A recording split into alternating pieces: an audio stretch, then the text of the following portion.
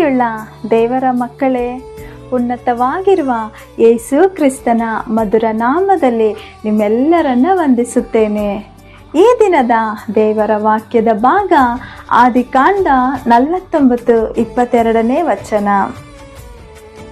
ಯೋಸೇಫನು ಗೋಡೆಯ ಆಚೆಗೆ ಚಾಚಿರುವ ಫಲವೃಕ್ಷದಂತಿದ್ದಾನೆ. ಪ್ರಿಯವಾದವರೇ, ಇದರಲ್ಲಿ ನಾವು ಯೋಸೇಫನ ಆಶೀರ್ವಾದ ಮೇರೆ ಮೀರಿ ಹಬ್ಬುವ ಬಳ್ಳಿ ಎಂಬುದಾಗಿ ನಾವು ನೋಡುತ್ತಿದ್ದೇವೆ. ಪ್ರಿಯರೇ, ದ್ರಾಕ್ಷೆ ಬಳ್ಳಿಯ ಕೊಂಬೆಗಳು ಗೋಡೆಯ ಮೇಲೆ ಹಬ್ಬುವುದು ಬಹಳ ಅಪರೂಪ. ಸಾಮಾನ್ಯವಾಗಿ ಬಳ್ಳಿಗಳು ಅದಕ್ಕಾಗಿಯೇ ನಿರ್ಮಿಸಿದ ಚಪ್ಪರದ ಮೇಲೆ ಹಬ್ಬುವುದುಂಟು. ಆದರೆ ಯೋಸೇಫನ ಬಳ್ಳಿಯು, ಅದರ ಕೊಂಬೆಗಳು ಗೋಡೆಯ ಮೇಲೆ ಹಬ್ಬುತ್ತದೆ ಎಂದು ಸತ್ಯವೇದದಲ್ಲಿ ನಾವು ನೋಡುವವರಾಗಿದ್ದೇವೆ.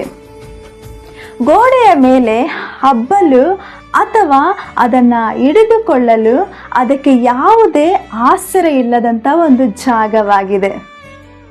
ಅಂದರೆ ಯಾವುದೇ ಅವಕಾಶಗಳಿಲ್ಲದ ಸ್ಥಳದಲ್ಲೂ ಪರಿಸ್ಥಿತಿಗಳು ನಿಮಗೆ ಎದುರಾಗಿ ವಿರುದ್ಧವಾಗಿದ್ದರು ಮತ್ತು ವಿರೋಧಿಗಳ ನಡುವೆಯೂ ಕರ್ತನು ನಿಮ್ಮನ್ನು ಬೆಳೆಯುವಂತೆ ಮಾಡುತ್ತಾನೆ ಮತ್ತು ಅಭಿವೃದ್ಧಿಪಡಿಸುವವನಾಗಿದ್ದಾನೆ.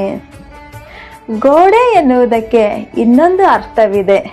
ಅದು ಗಡಿ ಅಥವಾ ಮೇರೆ, ಬೌಂಡ್ರಿ ಎಂದರ್ಥ. ನೀವು ನಿಮ್ಮ ಎಲ್ಲೆಗಳನ್ನು ಮೀರಿ ಆಶೀರ್ವದಿಸಲ್ಪಡುತ್ತೀರಿ ಮತ್ತು ಪರದೇಶಗಳಲ್ಲಿಯೂ ನೀವು ಉನ್ನತ ಸ್ಥಾನಕ್ಕೆ ಏರುತ್ತೀರಿ ಎಂಬುವಂಥದ್ದಾಗಿದೆ.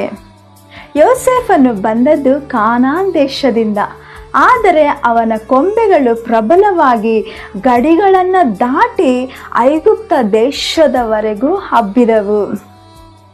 ಇದಕ್ಕೆ ಕಾರಣ ಯೋಸೇಫನ ದೇವರು ಅವನೊಂದಿಗಿದ್ದದ್ದೇ.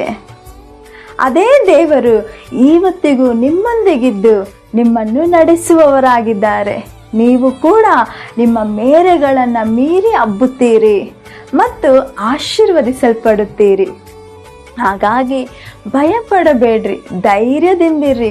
ದೇವರು ತಾನೇ ನಿಮ್ಮೊಂದಿಗಿದ್ದು ನಿಮಗೆ ಸಹಾಯ ಮಾಡಿ ನಿಮ್ಮನ್ನು ನಡೆಸಲಿ. ಆಮೇನ್. God bless you.